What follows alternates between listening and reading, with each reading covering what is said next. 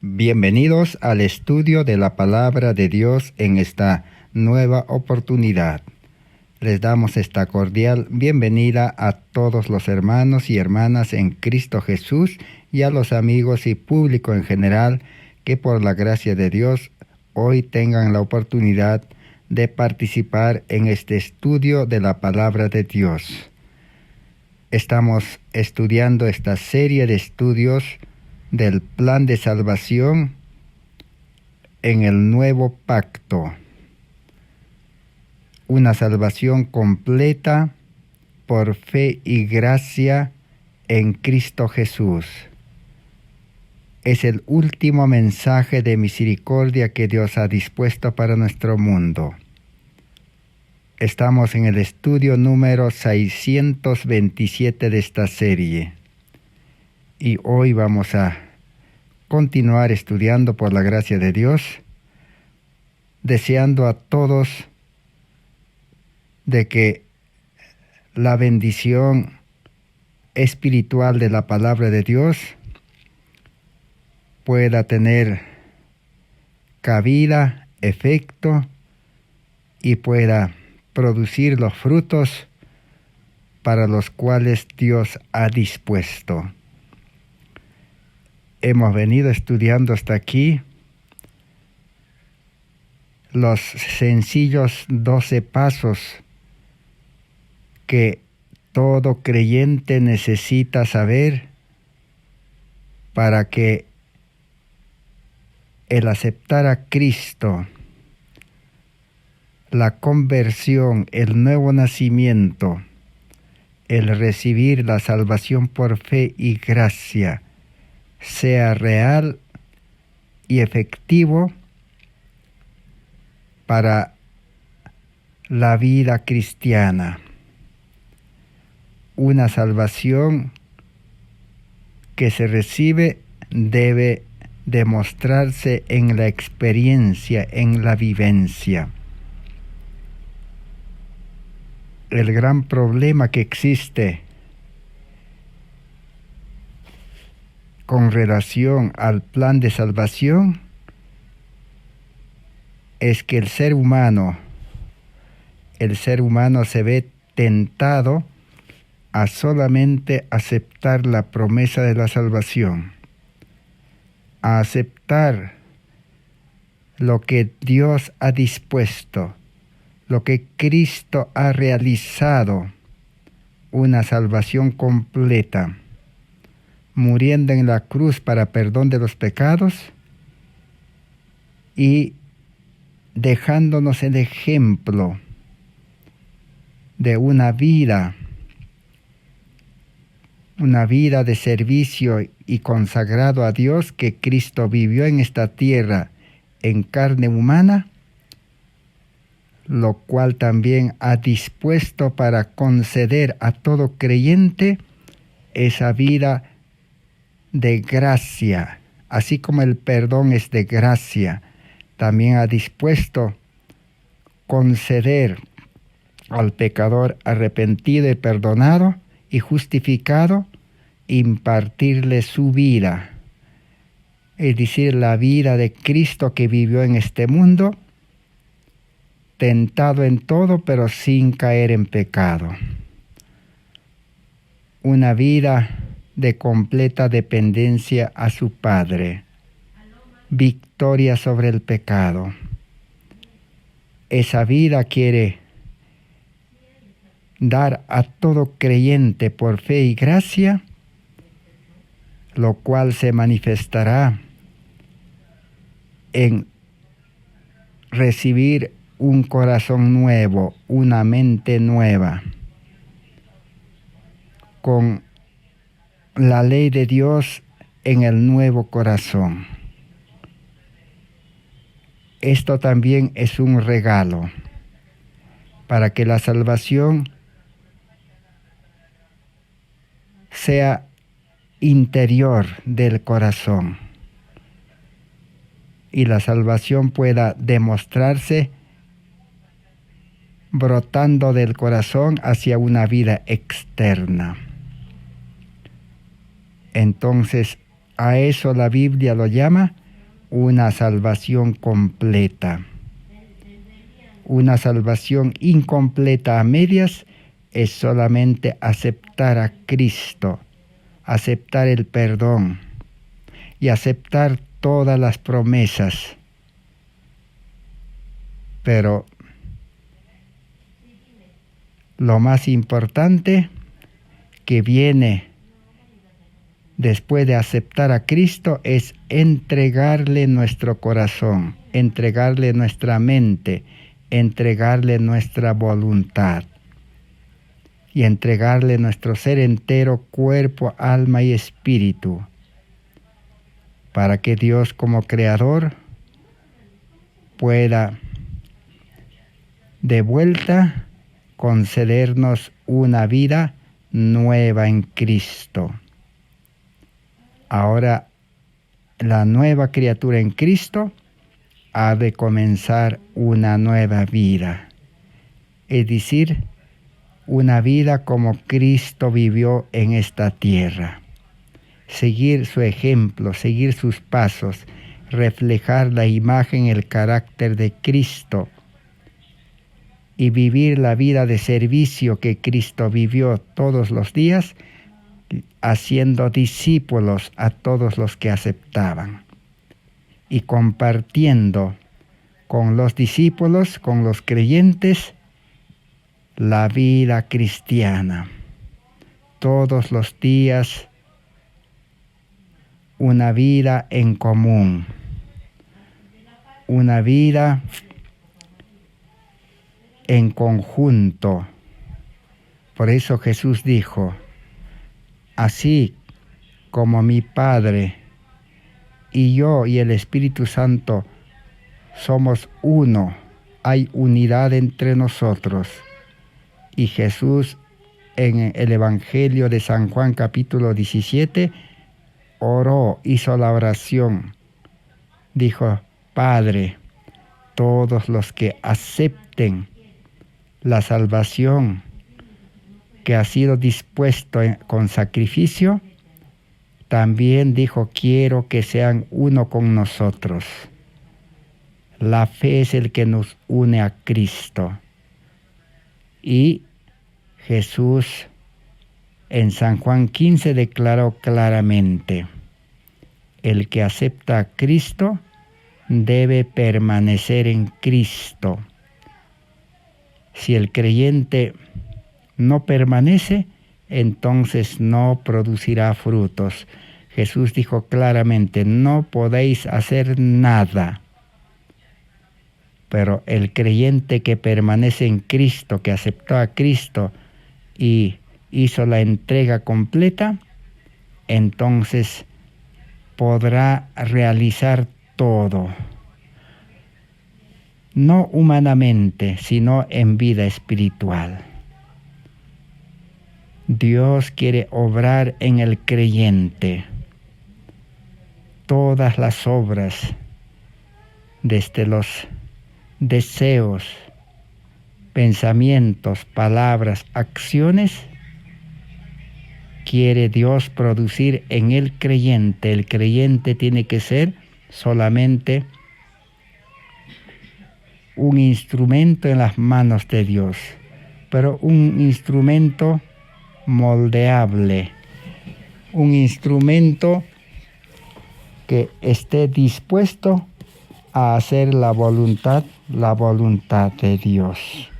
Un instrumento abnegado, humilde y santificado. Esa es la vida cristiana. Ese era el propósito con el cual Dios liberó al pueblo de Israel de Egipto, de la esclavitud. Salvó al pueblo de Israel con mano poderosa y lo llevó por el desierto para educarlo, para santificarlo, para que el pueblo de Israel pueda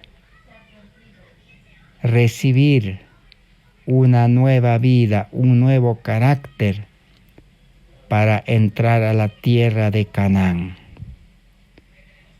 Pero el pueblo de Israel se conformó con una religión externa, una religión de labios, de palabras, una religión intelectual, teórico, una religión de ceremonias, de ritos, de cumplimiento de deberes. Pero se olvidaron y no entendieron de que así como en el santuario todo era santo, todo era consagrado, así como en el santuario moraba la presencia de Dios en el lugar santísimo, no entendieron de que ellos necesitaban consagrar su vida, entregar su vida para que Dios los santifique y Dios pueda morar en ellos y el pueblo de Israel pueda ser un pueblo santo, un pueblo consagrado, un pueblo de sacerdotes, linaje escogido. Eso es lo que encontramos en el libro de Éxodos, capítulo 19 y 20. Podemos leer allí en Éxodos 19, 4, 5 y 6. Dice: vosotros visteis lo que hice a los egipcios y cómo os tomé sobre alas de águila y os he traído a mí. Ahora pues, si dieres oído a mi voz y guardares mi pacto, vosotros seréis mi especial tesoro sobre todos los pueblos, porque mía es toda la tierra. Vosotros me seréis un reino de sacerdotes, gente santa. Estas son las palabras que dirás a los hijos de Israel. Entonces, esa es la salvación de Dios. Ese es el método de Dios. Cuando el ser humano, por fe, acepta la salvación, Dios lo primero que hace es liberar del mundo. El ser humano, así como el pueblo de Israel, todo ser humano vivimos esclavos del mundo, esclavos de nuestras concupiscencias, esclavos de nuestro yo egoísta. Entonces, Dios lo primero que hace es liberarnos con su poder. Dios quiere liberarnos de los afanes de este mundo, así como Dios liberó de los afanes de Egipto del pueblo de Israel. Dios quiere liberarnos de la alimentación del mundo, así como liberó a los israelitas de la alimentación egipcia y les dio otra forma, otro tipo de alimentación, el maná. Dios le liberó del trabajo, de la actividad que tenían en Egipto y les dio otra actividad en el desierto. Así hoy, Dios lo primero que hace es liberarnos. En otras palabras, a los israelitas, Dios no les dijo: yo soy un Dios poderoso, yo les voy a ayudar, así que ustedes salgan de Egipto. No les dijo: ustedes dejen su trabajo, ustedes dejen su alimentación, ustedes dejen el lugar donde viven. No les dijo, sino Dios lo único que pidió es disposición de dejar todo. Y el pueblo de Israel estaba dispuesto a dejar todo. Y Dios actuó, Dios obró poderosamente. Esa es la primera parte de la salvación. Estar dispuesto para que Dios pueda liberarnos. ¿Dispuesto a qué? Dispuesto a aceptar la salvación, el llamamiento. Dispuesto a seguir a Dios, a conocer a Dios por medio de su palabra, por medio del estudio de toda su palabra. Conocer a Dios es seguirle. Dispuesto a confiar, una fe activa, una fe inquebrantable. Dispuesto también a humillarse para que Dios pueda obrar en el creyente.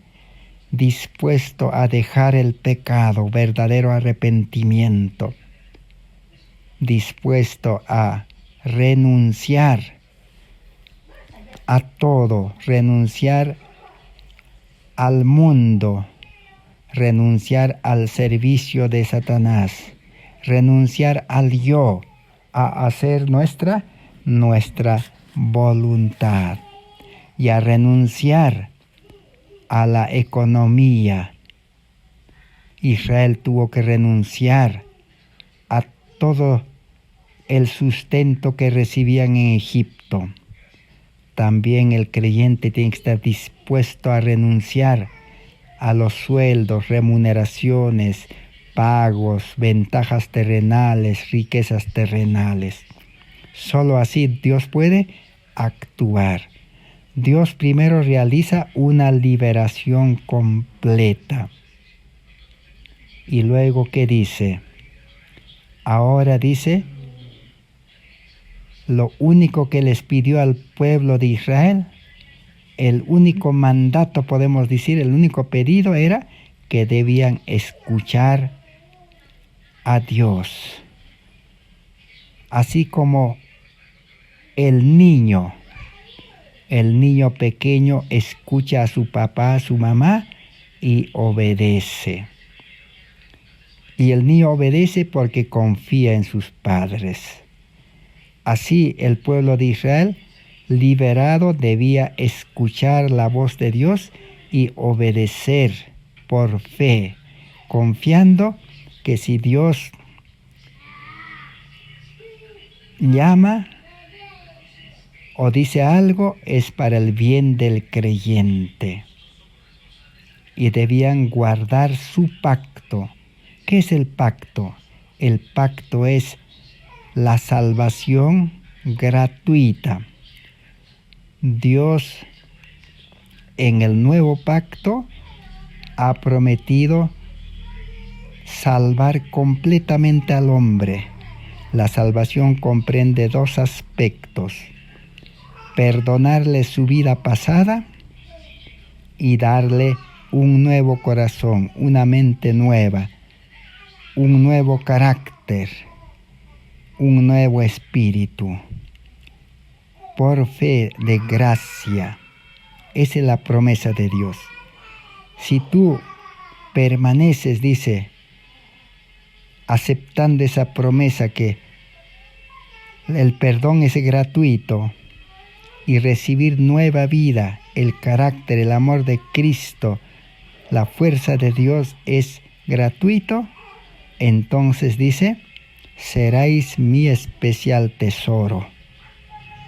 Y toda la tierra es mío, dice. Y ustedes serán, dice, un reino de sacerdotes y gente santa.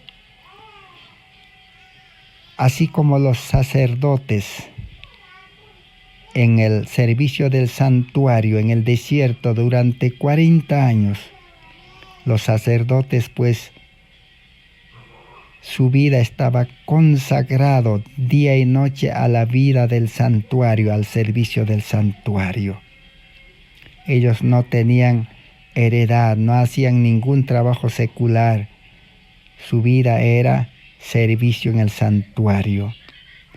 Así entonces ustedes van a ser todo el pueblo de Israel como los sacerdotes, les dijo. Y todos van a ser santos por estar unidos a Dios por fe y por estar dispuestos a escuchar y a obedecer lo que Dios diga. Dios nunca les dijo que obedezcan a otra persona, a otro ser, porque Eva obedeció a otra persona, al enemigo de Dios, y la duda le entró y desconfió de Dios y confió en el enemigo. Dios le dijo: no daréis oído a otra voz. Ese era el único mandato, que tenían que escuchar a Dios. Para escuchar a Dios debían estar con Dios, andar con Dios, estar conectado con Dios, permanecer con Dios. Allí estaba la seguridad. Pero en el capítulo 20 de Éxodos, ahí les da las 10 promesas. La Biblia lo llama 10 mandamientos, pero son 10 promesas. ¿Por qué son promesas? Ya en un estudio anterior hemos detallado. Son promesas porque están fundados, tienen su base en el versículo 1 y 2 del capítulo 20 de Éxodos. Ese es el mandamiento base. Ese es el principio fundamental. Ese es el eje principal, el centro, la fuente de todos los 10 mandamientos. Sin esa base, sin ese fundamento, los 10 mandamientos, el apóstol Pablo en Gálatas capítulo 5, que dice, el apóstol Pablo en el libro de Gálatas, capítulo 3 exactamente. Capítulo 3 dice, verso 10, porque todos los que dependen de las obras de la ley están bajo maldición. Y el versículo 13 dice, Cristo nos redimió de la maldición de la ley, hecho por nosotros maldición. 14, para que en Cristo Jesús la bendición de Abraham alcance a los gentiles, a fin de que por la fe recibiésemos la promesa del Espíritu Santo, para nacer del Espíritu y para tener vida espiritual. La ley sin Dios, sin Cristo, es una maldición. ¿Por qué? Porque el ser humano no puede cumplir la ley. Romanos 8:7 dice, el hombre carnal es enemigo de Dios y no puede sujetarse a la ley de Dios. Imposible. Y como siempre el ser humano va a fallar, como dice Santiago, el que ha guardado, dice, toda la ley y falló en un punto, se hace culpable de todo. Entonces, si se hace culpable, la paga del pecado es muerte, maldición. Consecuencias del pecado. Todo lo que el hombre sembrare, eso también cosechará. Entonces, la ley de Dios tiene su base, su fundamento, su eje. La esencia es Dios, es Cristo. Por eso dice, y habló Dios todas estas palabras diciendo, yo soy Jehová tu Dios, que te saqué de la tierra de Egipto, de casa de servidumbre. Y así como hemos leído en el capítulo 19, 4, 5 al 6, dice, si dieres oído a mi voz y guardareis mi pacto, vosotros seréis mi pueblo, reino de sacerdotes, seréis santos.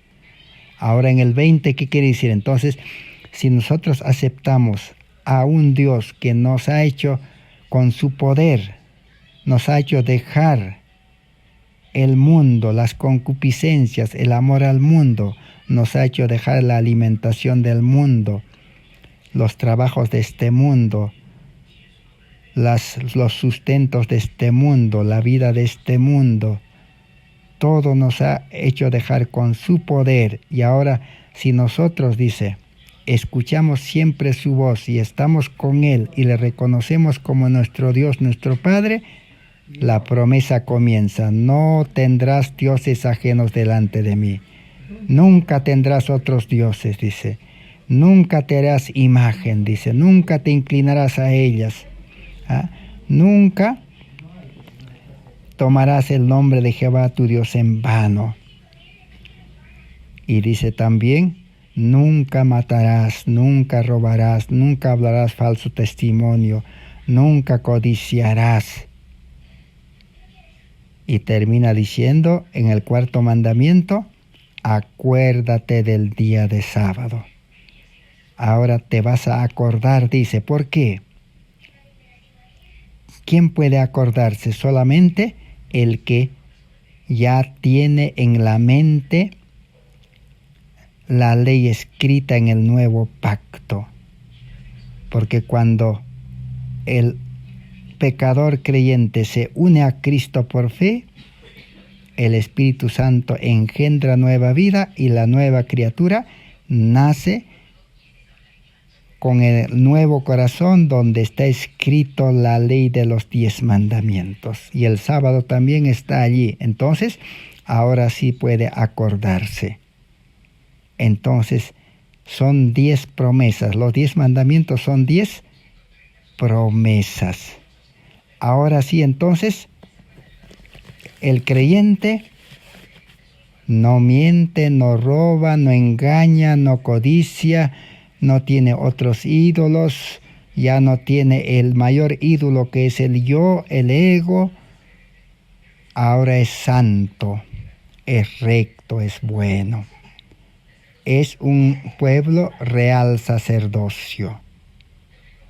Eso es lo que el pueblo de Israel no entendió. Ellos así, con naturaleza pecaminosa, con carácter imperfecto, con el amor egoísta que se acaba, con la fuerza humana, solamente de palabras en la teoría, creyendo en Dios y aceptando las promesas, ellos querían entrar a la tierra de Canaán. Y no entraron porque no tenían fe. La fe une a Cristo y la fe produce renuncia al yo y la fe produce nuevo nacimiento. Hoy acontece lo mismo. Por eso encontramos un escrito en el libro Maranata, página 44. Los mensajeros de este mensaje en 1888 estaban presentando este mensaje claramente al pueblo adventista, y el pueblo adventista debía llevar a los protestantes evangélicos, a los católicos y luego al mundo. Pero ellos rechazaron este mensaje.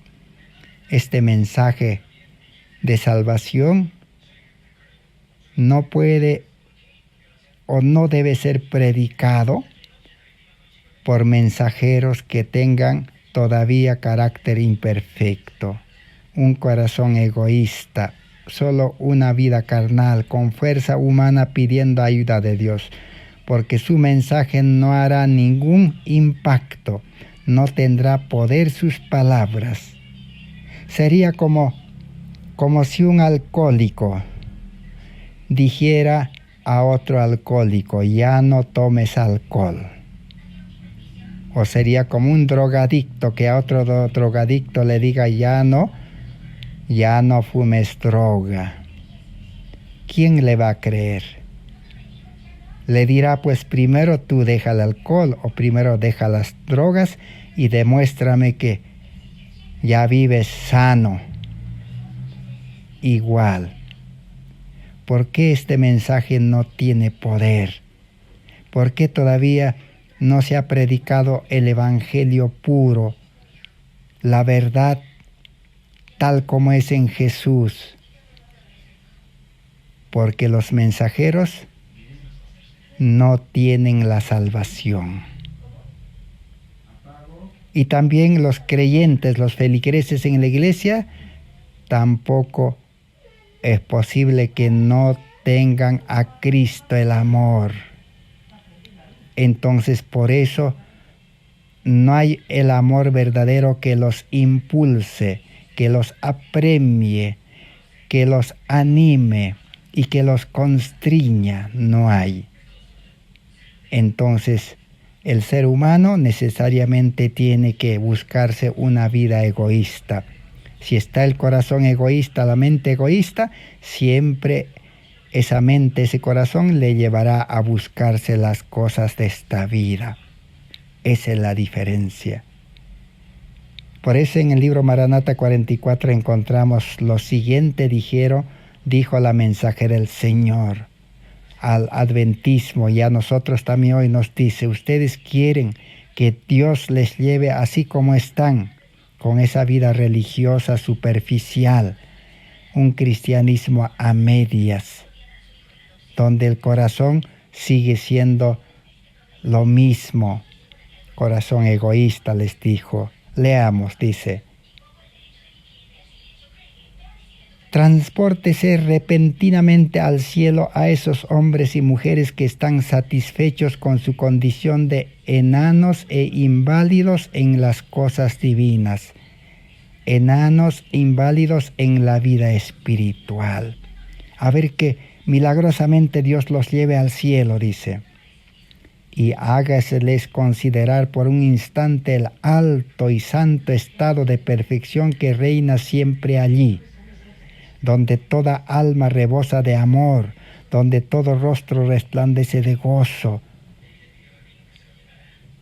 ¿Podrían dichas personas, me pregunto, alternar con la muchedumbre celestial, participar de sus cantos y soportar la pura, excelsa y arrebatadora gloria que emana de Dios y del Cordero?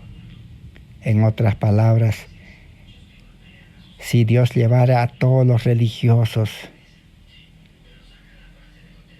¿cómo se sentirían en el cielo? ¿Estarían felices en medio de seres angelicales, de seres celestiales, donde todos rebosan de gozo, de alegría, de paz, un carácter santo, una vida perfecta, donde todo es orden, donde no hay ninguna mancha del mal?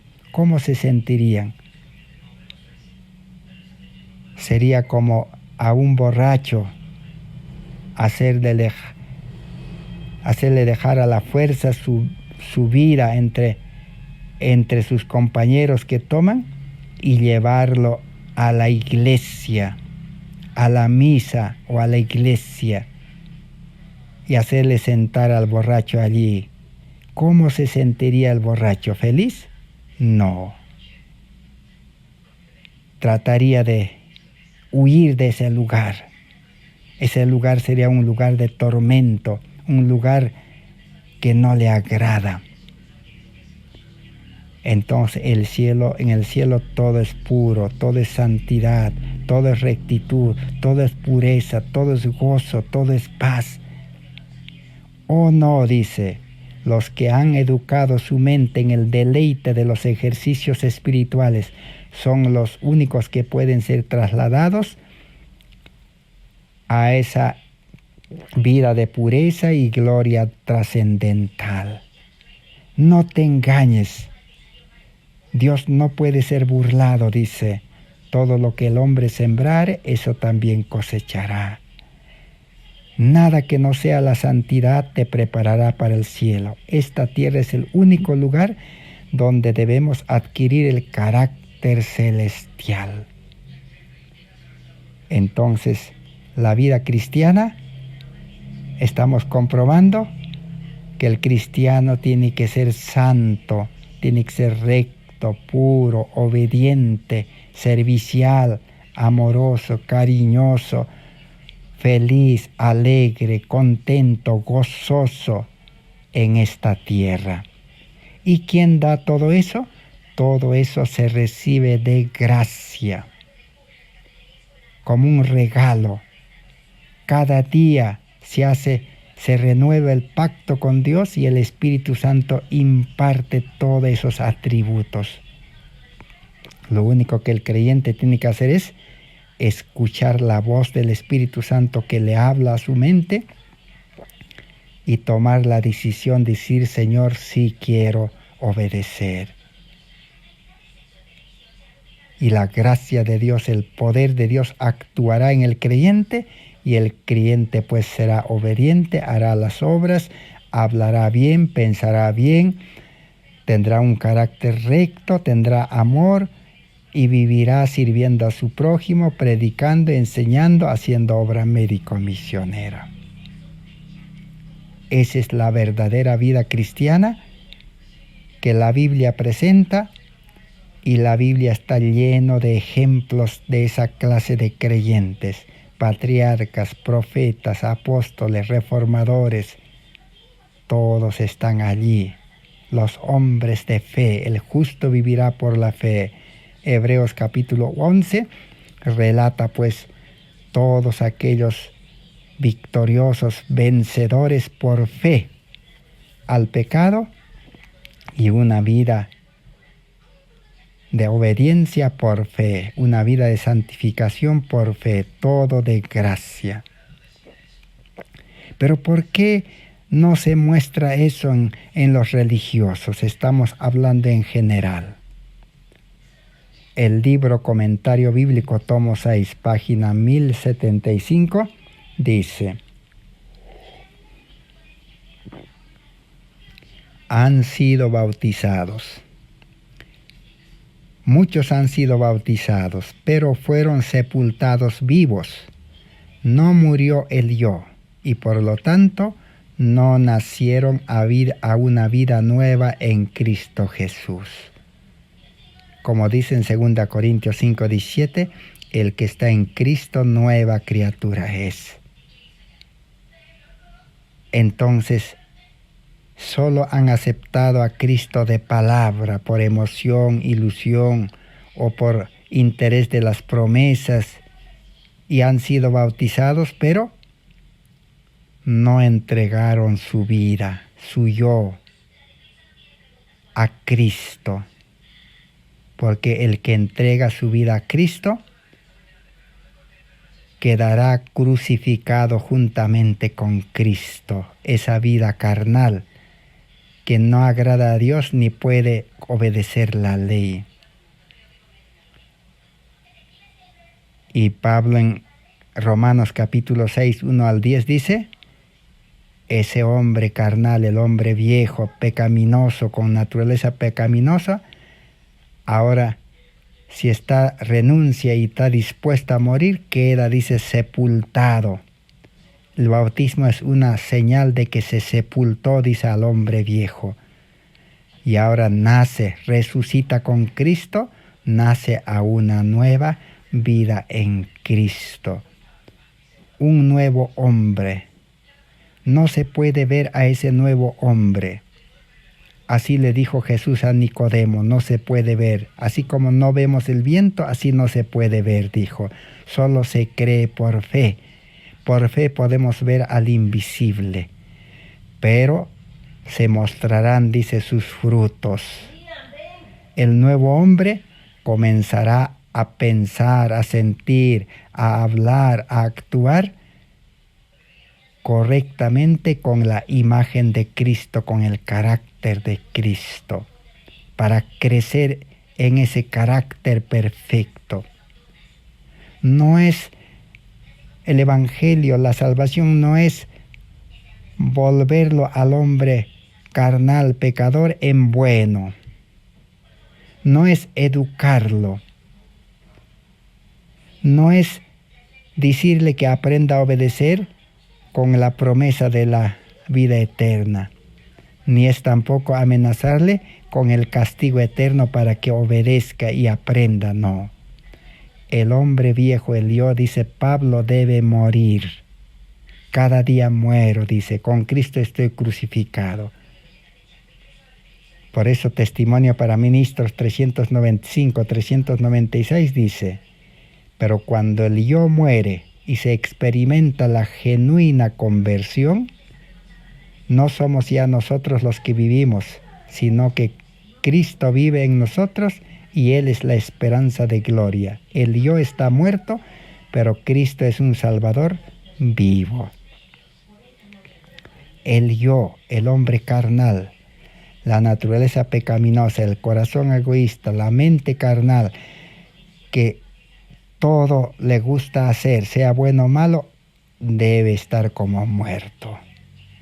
En otras palabras, ya no se debe hacer nuestra voluntad, porque el muerto no piensa, no habla, no hace nada. Así debe estar el hombre viejo, el yo. Y ahora recibe una nueva vida. La nueva vida debe depender de Dios. La vida antigua, la vida vieja depende de Satanás. Satanás lo maneja. Pero al hombre nuevo, a la nueva criatura, al hombre espiritual, Satanás no puede manejarlo. ¿Por qué? Porque Cristo mora en él, el Espíritu Santo está en él. Por eso Santiago dice, el que está unido a Dios, someteos a Dios y el diablo huirá de vosotros. El diablo, como león rugiente, busca ¿a quién? A los que son débiles en la carne. Jesús a los discípulos les había dicho, la carne es débil, pero ellos no entendieron. Y todos fracasaron cuando Cristo fue apresado, porque estaban en la carne. Pero si ellos hubieran orado con fe, se hubieran mantenido unidos a Dios, no hubieran caído, no hubieran fracasado. Por eso en el libro Maravillosa Gracia de Dios, página 96, dice, cuando el corazón es limpiado de pecado, Cristo es entronizado en el lugar que una vez ocupaban la complacencia de sí mismo y el amor a las riquezas terrenales. Cuando el corazón humano es limpiado. ¿Y qué es lo que había en ese corazón humano egoísta? Complacencia de sí mismo. Por eso todo ser humano todo busca para sí mismo, sea poco o mucho. Los ricos buscan mucho, los pobres poco. Y todos quieren las riquezas terrenales. Por eso todos los días salen a trabajar y los grandes a administrar sus empresas. Ese corazón ahora dice es limpiado. Y Dios pone un nuevo corazón. Y allí mora Cristo. Cristo no puede morar en un corazón egoísta. Cristo no puede morar en una mente natural, carnal, también torcido. Cristo no puede morar en naturaleza pecaminosa. No puede. Pero el mundo religioso cree que Dios mora en el hombre. Por eso muchos mensajeros predicadores, ¿cómo predican? ¿Qué dicen? ¿Qué dicen? El Señor está con nosotros, dice. Dios nos va a proteger, Dios nos va a cuidar. Pero ¿cómo Dios puede morar en un corazón sucio, pecaminoso? No puede. Cuando el corazón es limpiado, dice, allí mora. La imagen de Cristo se ve en la expresión del rostro. Entonces el rostro refleja la imagen de Cristo, el carácter de Cristo. La obra de santificación prosigue en el alma. Ahora el creyente, como hemos visto en el estudio anterior, justificado, es perdonado y es hecho justo. Su corazón, su mente es cambiado. Ahora es justo, santo. El verdadero cristiano que ha nacido del Espíritu es santo, es justo. Pero no estamos diciendo que el ser humano carnal es justo, es santo. No, el ser humano carnal debe morir, debe menguar. Cada día debe actuar menos, no hacer su voluntad. La nueva criatura en Cristo es justo, es santo y debe proseguir la santificación, debe crecer en perfección y desaparece la justicia propia y surge el nuevo hombre. Ahí está el nuevo hombre, quien es creado según Cristo en justicia y verdadera santidad. El nuevo hombre, la nueva criatura, es creado, nace del Espíritu, ¿cómo? En justicia y verdadera santidad. Por eso el cristiano, si realmente es cristiano como los profetas, los apóstoles, el creyente verdadero es santo y vive y se dedica a obras santas. Es como un sacerdote consagrado a la vida cristiana. El mundo quedó atrás. A eso la Biblia dice, volveos, volveos. Es un giro de 180 grados. Por eso en nuestra elevada vocación, página 110, dice, la ciencia de la santidad, la ética inculcada por el Evangelio, no reconoce otra norma que la perfección de la mente de Dios y de la voluntad de Dios. La ciencia de la santidad, es decir, la ética del Evangelio, el Evangelio puro, solo reconoce a los creyentes que por fe, unidos a Cristo, tienen una mente perfecta, un carácter perfecto. Dice, es el carácter y la mente de Cristo lo que los hombres deben recibir mediante la conversión y la transformación. ¿Qué recibe el verdadero creyente? Carácter y mente de Cristo. Y la mente es la capital de la nueva vida. ¿Y quién mora allí? Cristo, el Espíritu Santo. Entonces es una vida cristiana invencible. Por eso Pablo dice, ¿quién nos separará del amor de Cristo? Tribulación, angustia, hambre, muerte, nada, dice. Así como Cristo desde nacimiento, aunque Él estaba en carne humana como nosotros, pero vivió en el Espíritu. Pero ¿qué acontece? En Deseado de todas las gentes 319 hay una advertencia. Dios siempre advierte y dice, los siervos de Cristo no han de actuar según los dictados del corazón natural. El hombre viejo, el hombre carnal todavía está ahí, solo que está destronado. Por eso los siervos de Cristo ahora no deben actuar según los dictados del corazón natural, de la mente natural.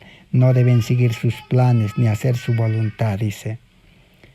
Necesitan tener una íntima comunión con Dios, relación con Dios, conexión con Dios. Y solo los que están en comunión, en conexión con Dios, pueden orar sin cesar. La oración es la comunicación con Dios. Pero si uno no está conectado, si no tiene comunión con Dios por la fe, es todavía incrédulo, como el pueblo de Israel, entonces, ¿cómo se va a comunicar? También los mensajeros predican mal allí, se equivocan. A todos le dice, hay que orar al Señor, hay que rezar al Señor. Por eso los católicos rezan, los protestantes evangélicos rezan, los adventistas oran. Pero ¿Dios será un Dios injusto que no escucha? ¿Por qué no escucha sus oraciones? Aún están diciendo, Señor, danos tu espíritu, Señor, danos tu carácter, Señor, danos tu bendición, Señor, cuídanos, Señor. Todo piden a Dios, pero Dios nunca escucha. ¿Por qué? Porque no hay conexión. No hay unión, no están permaneciendo en Cristo, no hay comunión. Ese es el gran problema. Por eso el apóstol Santiago dice, no reciben respuesta de la oración. ¿Por qué? Porque oran mal, piden mal, dice. Así que necesitan tener una íntima comunión con Dios. No sea que bajo la provocación el yo se levante y ellos dejen escapar un torrente de palabras inconvenientes que disten mucho de ser como el rocío y como las suaves gotas que refrescan las plantas agostadas. Si no estamos en comunión con Dios, en conexión con Dios, el yo se va a levantar. El hombre carnal, el hombre viejo se levanta y hará escapar, dice, bajo la provocación, un sinfín de palabras, dice, hirientes, ofensivas y provocativas. Los padres provocarán a ira a sus hijos. Los hijos provocarán ira a sus padres. ¿Por qué? Porque no hay Cristo. Esto es lo que Satanás quiere que hagan, porque estos son sus métodos. Es el dragón que se aira. Es el espíritu de Satanás el que se revela en la cólera y las acusaciones. Todo ser humano que manifiesta cólera, acusación, crítica, no está en comunión con Dios. No tiene el Espíritu Santo, no tiene carácter de Cristo, no tiene amor, compasión. Solo está en naturaleza pecaminosa, pero es religioso como los fariseos, como los judíos. Pero los siervos de Dios han de ser representantes de Dios. Y en el libro Alza tus ojos, página 20,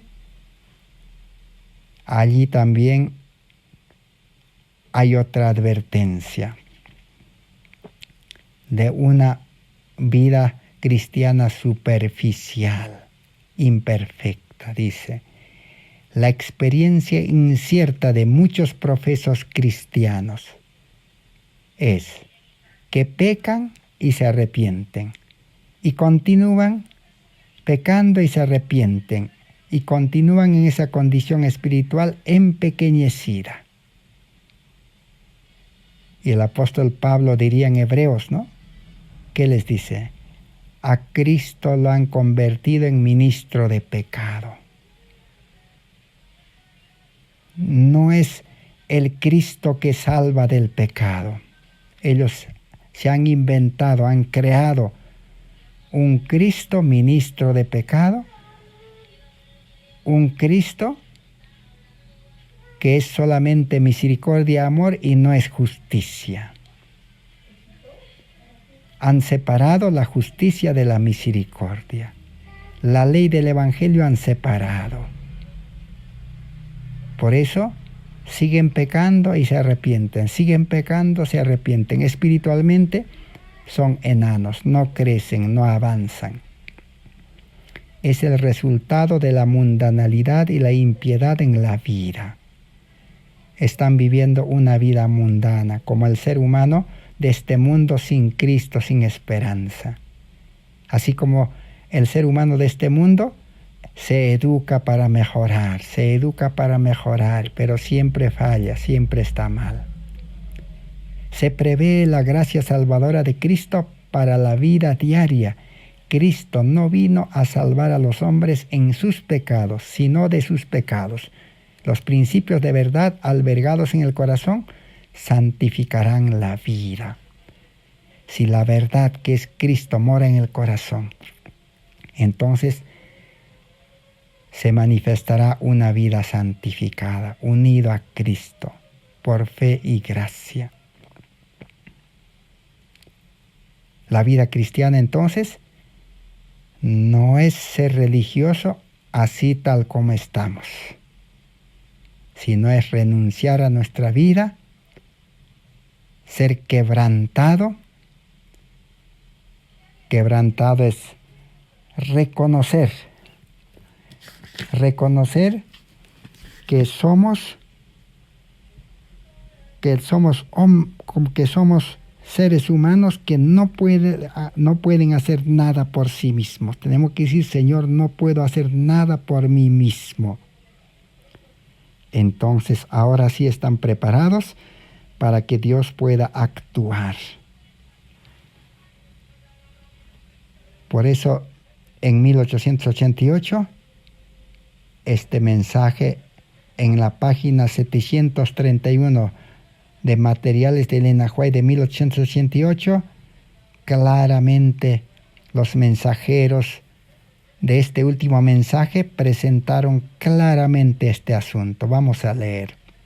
Dice: sabemos que el Evangelio es un sistema perfecto y completo que revela la inmutabilidad de la ley divina. La ley debe estar en el corazón y la obediencia debe salir del corazón. No es obedecer una ley escrita a la letra, porque la letra no tiene poder. Solo el Espíritu Santo, que graba la ley en el corazón, lo programa al nuevo hombre, entonces puede ser obediente. Él coloca en el corazón esperanza y amor a Dios. ¿Quién coloca? El Espíritu Santo. Coloca el amor. Amor, que es la ley de Dios. La misericordia nos convida a entrar por las puertas de la ciudad de Dios. La misericordia de Dios invita al Evangelio. Todos pueden salvarse. La salvación está disponible.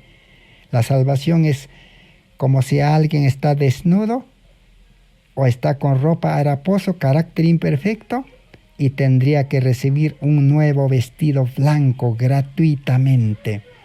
Es el carácter perfecto de Dios para vivir perfectamente, obedientemente. Eso es lo que la misericordia convida, invita.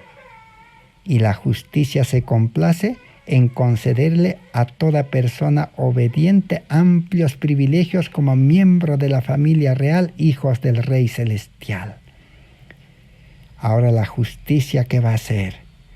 La justicia ahora a los obedientes, a los que tienen ese carácter perfecto que han recibido, les dará los privilegios de ser hijo de Dios.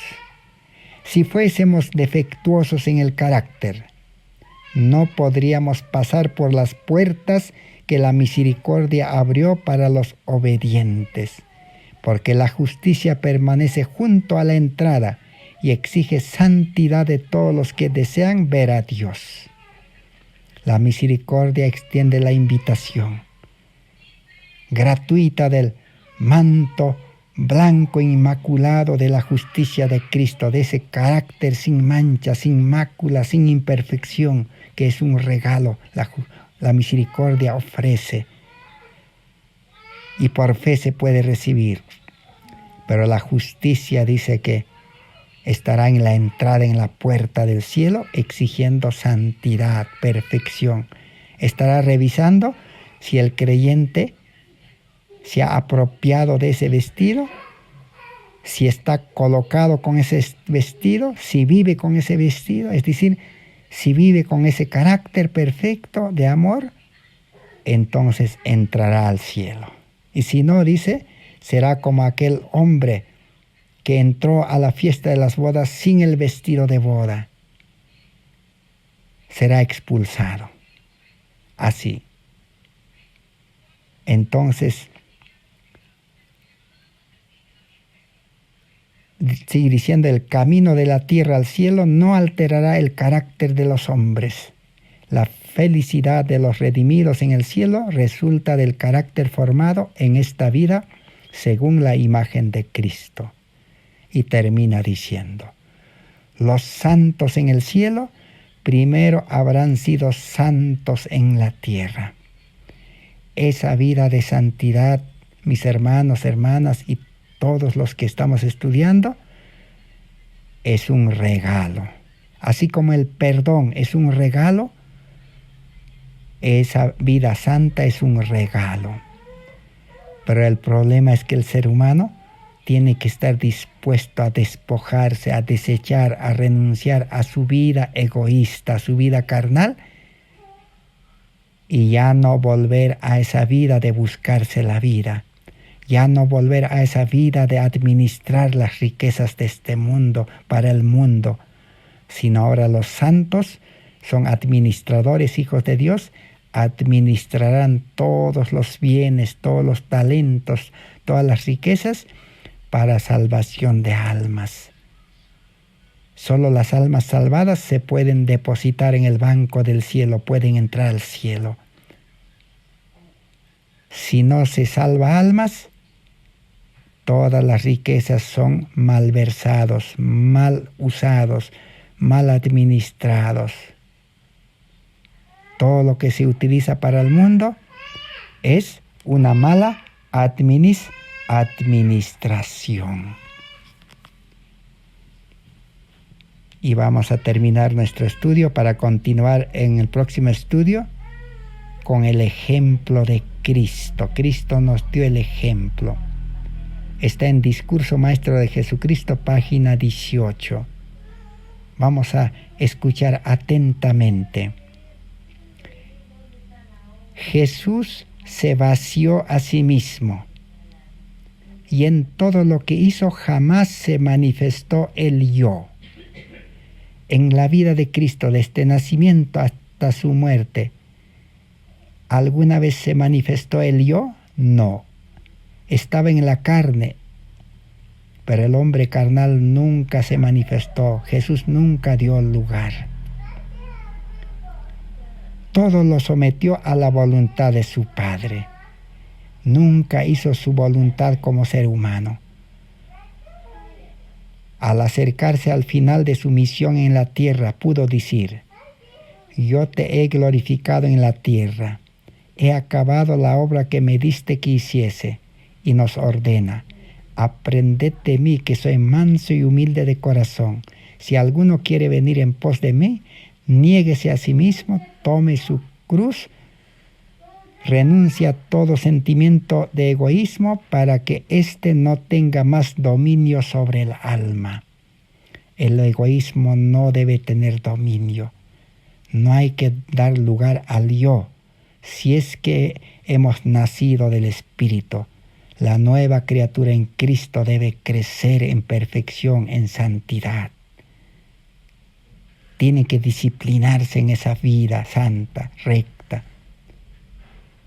La vida cristiana entonces no es poco a poco debe mejorar el hombre carnal, no.